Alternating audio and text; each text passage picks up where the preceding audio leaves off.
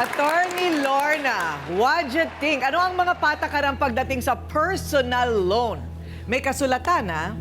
May May kasulatan. agreement yan. Pero kailangan para maliring yung nagpahiram ka na walang interest. Kasi pag walang interest tsaka penalty, walang motivation na magbayad.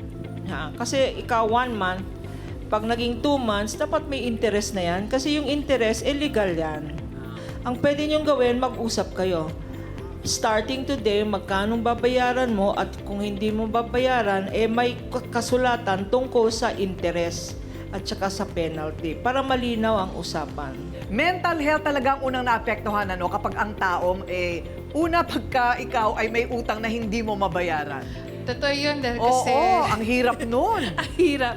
Lalo na pag sinasabi natin na nakakakurta ng utak yan eh. So kung ayan ay umaabot sa punto na nakakatulog ka nga sa gabi pero yun yung iniisip mo, the more na sinasabi natin na pwede magkaroon ka ng stress tapos it will lead to anxiety and even depression. Pero tatandaan nyo, balikan lang kita, Gingging, alam nyo ba na pag masyado kang na-stress, nag-lead sa depression, mas lalong lumalala ang mga sugat ng mga diabetic.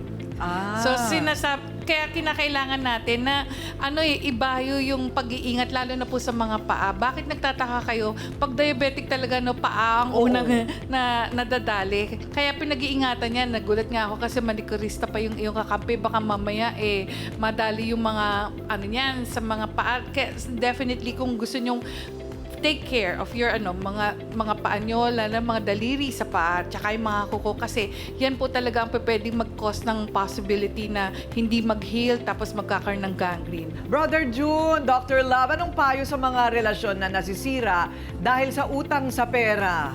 Ang madalas yan. Ate Kuring, ang malinaw dito yung moral obligation natin. Binabaliwala kasi natin yung obligasyon natin, yung moral obligation. Bigyan ng liwanag lang natin, ha? Si Gingging, ang problema niya, yung sakit niya. Wala tayong pakialam doon sa sakit niya. Problema niya yon. Kung gusto niyang mapagaling yung sakit niya, kikilos yan. At hindi niya iaasa doon sa utang na kinuha sa kanya. Kung gusto niya, merong solusyon. Ang kailangan lang talaga, kumilos siya para makuha ang solusyon. The problem, Ate Kuring, with most of our poor citizens, ang gusto nila iaabot na lang sa kanila. May 4 Ps, ayaw naman lumapit sa barangay para malaman kung anong requirements. Ang gusto, iabot na lang. Hindi po pwede yung ganoon. Kailangan matutuhan natin yung ibinibigay ng pamahalaan sa atin na tulong, benepisyo, pero kailangan kumilos tayo. Hindi pwedeng abot-abot lang. Magandang dahilan niya. Kaya ayaw niyang magbayad kasi chinichismis siya. Hindi yun dahilan. Moral responsibility natin pag umutang ka sa lahat ng paraan na magagawa mo, bayaran mo yan. Kasi utang yan. Pero pag gusto, maraming paraan. Pag ayaw, maraming dahilan. Moral responsibility mo yung pagbabayad sa utang. Salamat natin. Okay, maraming salamat.